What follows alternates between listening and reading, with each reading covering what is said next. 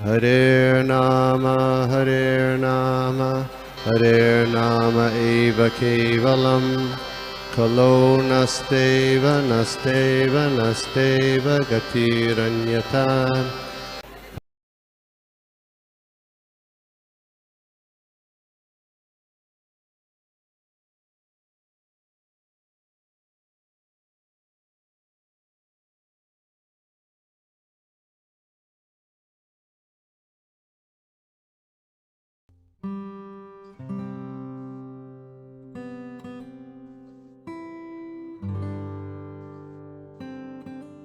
Yes, Hemangi रात में।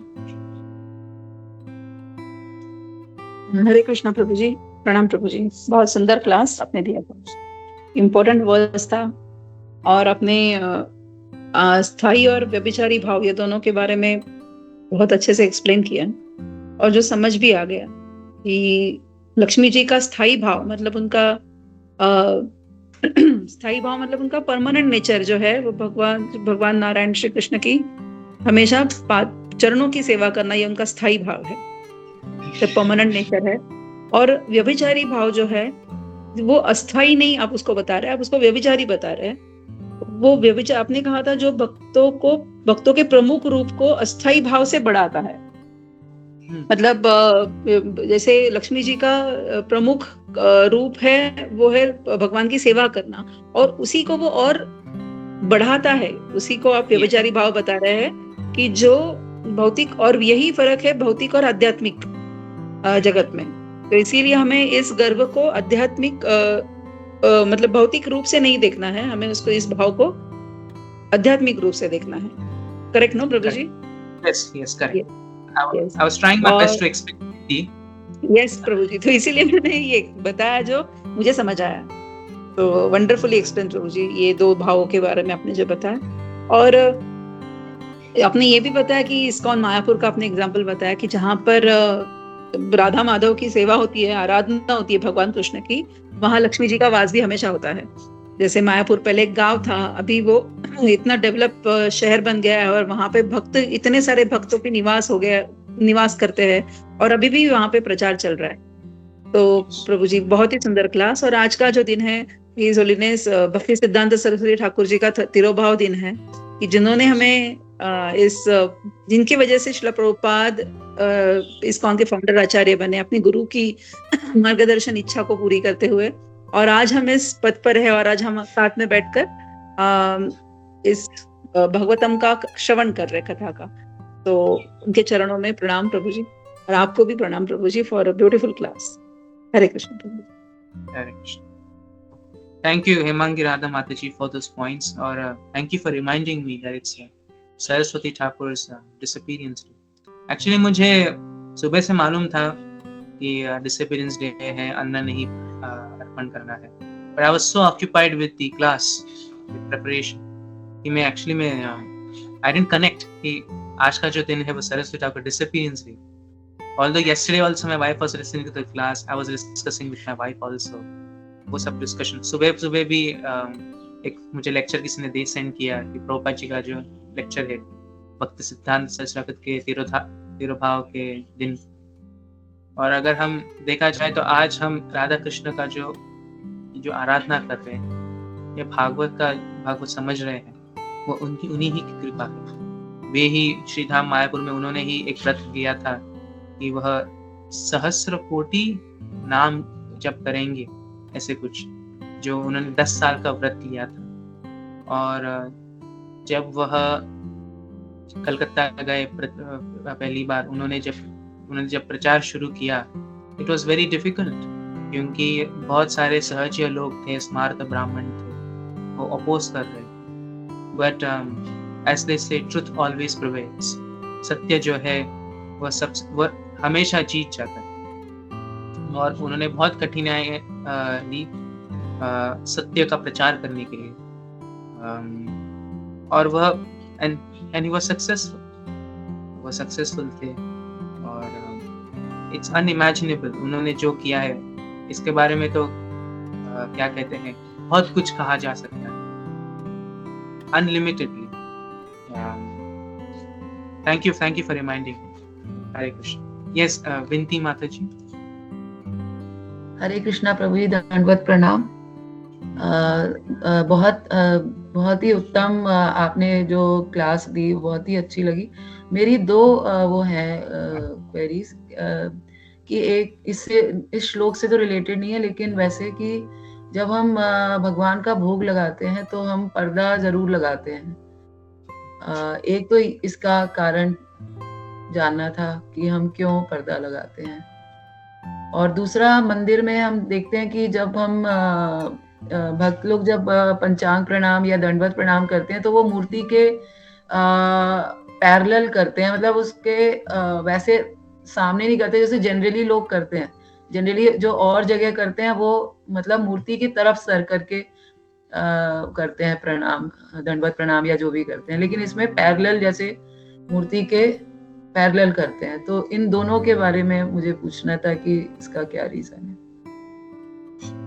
Sure. Thank you, Mataji, for your kind words and also the questions. Very nice questions. I'll try my best to answer them. पुनः प्रयास करूंगा कि हम पहले पर्दा क्यों लगाते हैं अगर भगवान को जब हम भोग लगाते हैं। तो पहली बात तो यह नियम है, हम कह सकते हैं कि अर्चना विधि में कहा जाता है कि हमें नियमों का पालन करना है। तो एक दृष्टिकोण से देखा जाए तो ये नियम है।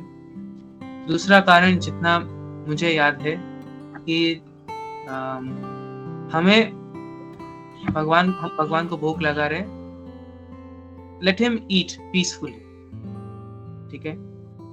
This is as much as I know. I can be corrected for this. Let the Lord eat. क्योंकि पहले गुरु अर्पण करते हैं, फिर उनके गुरु अर्पण करते हैं, फिर चैतन्य महाप्रभु, ऐसे कर करके भगवान श्री कृष्ण अर्पण करते हैं। और वह कैसे अर्पण करते हैं? अपने नेत्रों से।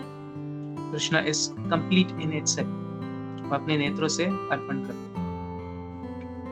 और फिर वह जब अर्पण करते तो उनका जो प्रसाद जो है वह परंपरा से नीचे आता है और गुरु के पास आता है, फिर हम उसको अर्पण करते हैं। So that is the reason, that is what I know, I can be corrected.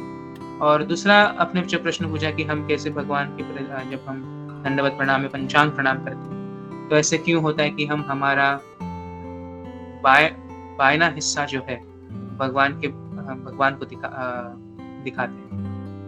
तो श्रीला प्रभुपाद जी कहते हैं कि अगर हमें किसी देवी देवताओं को अगर हमें प्रणाम करना हो तो हमें हमारा दाहिना हिस्सा दिखाना चाहिए, और अगर हमें किसी विष्णु तत्व के प्रति अगर हमें प्रणाम करना हो तो हमें हमारा बायना हिस्सा जो है वह दिखाना चाहिए। और जितना मुझे याद है, क्योंकि हमें हमारा जो हृदय जो है वो ज्यादा बायने हिस्से पर है, दाहिने हिस्से से ज्यादा हमें हमारा हृदय भगवान के प्रति हमें समर्पित करना। This is what I have heard and I can stand corrected if I am wrong. Hope that satisfies your query. Yes प्रभु जी, थैंक यू प्रभु जी।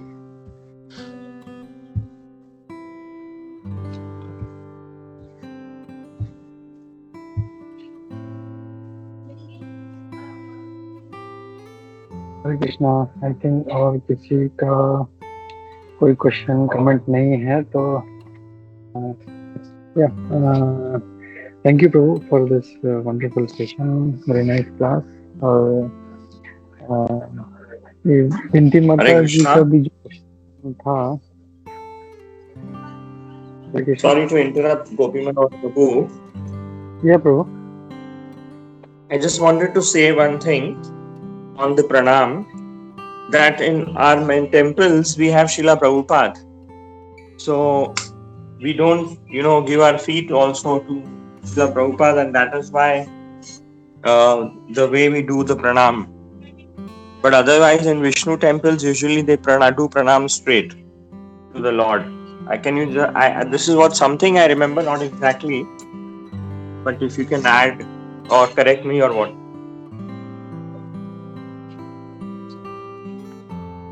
Yes, we do see various examples in which in the past that complete prostrated obeisances have been done so that the head touches the feet. And even in ISKCON we do that also. When we pay obeisances to the Guru, if he is in front of you, we pay complete obeisances when the head is next to the feet. It's nothing wrong to do that. But what the answer given by, I'm not sure who unmuted himself. It is correct that we should not be showing our feet to the to any other deity or any other acharya. That is the rule that has been kept. But I have to do more research on this. I'll do some more research. Yes, Gopi Muraprabhu. Yeah, Hare Krishna. Prabhu. Yeah, I was about to say the same point what Bhakti Siddhanta Prabhu said. कि normally मंदिर में प्रभुपाद होते हैं exactly in front of the deity, तो हम लोग वैसे प्रणाम करेंगे तो हमारे पैर जो हैं वो प्रभुपाद की तरफ हो जाएंगे, which should not happen, it's an offence.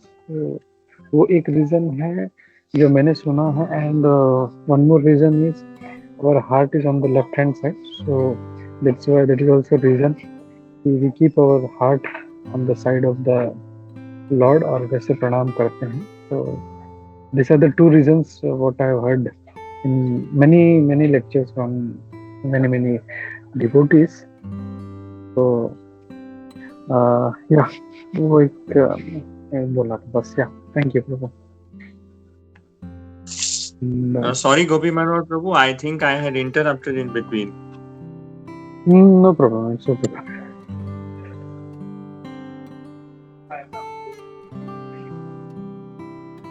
ठीक है प्रभु जी। तो थैंक यू प्रभु जी for this nice class, nice journey going on. Thank you once again and keep coming प्रभु, ऐसे आते रहिए। We like to hear from you, specially I love to hear from you. Please keep giving your association. Thank you Prabhu. Hare Krishna. वंचा कल्पतरुभ्यश्च कृपा सिन्धुभ्येव च पतितानां पावनेभ्यो वैष्णवेभ्यो नमो नमः। अनंत कोटि वैष्णव की जय। जय इस्कॉन गुरुवृंद की जय। सभी उपस्थित भक्तवृंद की जय। हरे Krishna. Ojasvi Prabhu, I'm seeing you after a very long time. I'm not sure. Voice is familiar, but Yeah, Prabhu, you need to put on your camera, then Prabhu can recognize you. I am not in a position to put on my camera. Okay, let me try. If only my face. 1 second. Just show your face, yeah. Hare Krishna. okay, that is Ojasvi very- Prabhu. Oh yes. Oh, Hare Krishna. Pranam Prabhu. Hare Krishna. Long time. Dandat Yes. Pranam. Vandanat. Long time, very long time. Yes. Very long time. Hope everything is well with you, Prabhu. Need your blessings, Prabhu. You are a Dham Vasi. So from there you can send Brahmastra straight to us. Well, today is the appearance day, disappearance day actually of your master, that is Bhakti Siddhanta Saraswati Yes. Thakur. I was reading something today morning Mhm. and it was really heavy. So bless me that I can understand and try and follow. We are all servants of Srila Prabhupada, and by his mercy we can understand. You are a wonderful servant, Prabhu. I'm no one to bless you. Hare Krishna. You are Dham Vasi, Prabhu. No, that's a different thing altogether. This is just this tilak and the shikha and all that kantimala. It's all just external, just to show people. Reality is Hare something Krishna. sadly. Hare Krishna. Pranam to you, I Prabhu. just wanted to add one thing here. Actually, if we read any of Bhakti Siddhanta Saraswati Thakur Maharaj's teaching, it is very, very strong, very heavy, and even his English is so complicated. First of all, we need to understand that English, what kind of English he is writing. It's a very high level standard. And after that, the instructions are so heavy. And I think that's why Prabhupada has made our life easier. He has given simple instructions in a simple language where we can understand. And It's His mercy, Srila Prabhupada's complete mercy. It's same thing, but He has given is in a palatable way we can understand. So yeah, no doubt, Prabhupada is really, you can say, our grandfather, real grandfather who loves his disciples, grand disciples. So yeah, it's His mercy, complete mercy on all of us. And yeah, Bhaktisiddhanta Saraswati Thakur Maharaj was really very austere person and and we know that during his time standards were 64 rounds for initiated disciples. So Prabhupada has made it 16 for all of us. So we should be thankful to him for that. Hare Krishna, Hare Krishna. Actually, this I want to add a point to that. Many people say, बहुत लोग कहते हैं कि सरस्वती ठाकुर दीक्षा तब देते थे जब भक्तगण 64 माला करते. But actually, this is not the complete story. The thing is, Saraswati Thakur would initiate even those disciples who would chant 4 rounds also. 8 माला, 4 माला करो, 10 माला करो. He would initiate. But then he would say, जब तक आप 64 माला नहीं करेंगे, तब तक महाप्रभु आपका जो भोग जो है वो अर्पण नहीं करेंगे. So he would not make them stop. What do you say? Chanting. He would say, okay, 4 rounds, 8 rounds. Okay, I'm giving you diksha. Okay, take diksha. But if Mahaprabhu will only accept your bhoga if you chant 64 rounds. And for Grahastha disciples, वो कहते थे कि क्योंकि आप इतना व्यस्त थे, आप 16 माला कर सकते हैं. और पर अभी तो हम देखते हैं कि श्रीला प्रभुपाद जी के भी जीवन में हमने एक प्रभुपाद जी के गुरु बंधु थे, God brother, and he mentioned that Srila Prabhupada would chant 64 rounds even in his Grahastha ashram, when he was in Grahastha ashram. Not many people know this, but जब वो Grahastha भी थे तभी वो 64 माला करते थे. So it's imagine how dedicated Srila Prabhupada was. इसलिए जब भक्तगण जब पढ़ते हैं, भक्तगण भक्ति करने के लिए इतना, not भक्तगण actually, materialists you can say, general people, they don't want to accept Krishna bhakti. वो कहते हैं कि भगवान सब कुछ छीन लेते हैं. पर जब वो भगवान सब कुछ छीन लेते हैं, the devotee is not very disturbed by it, because he has come to that level when he understands that he is the soul, he is not the body. इसलिए जब श्रीला प्रभुपाद जी का जब business, when he had a downfall in his business, he was not disturbed by it. He's like, okay, ठीक है. And when he saw that his wife is not very cooperative, he's like, okay. He just left. He was not crying. He didn't say, oh Lord, what did you do? I had such a nice family life. I had such a good business. The money I was getting, I was giving it to you. He didn't cry, nothing. He just took Vanaprastha. And he faced difficulties, but he was not crying. He was not disappointed by it. So Krishna only takes away when we are attached to what we want and we are not doing bhakti.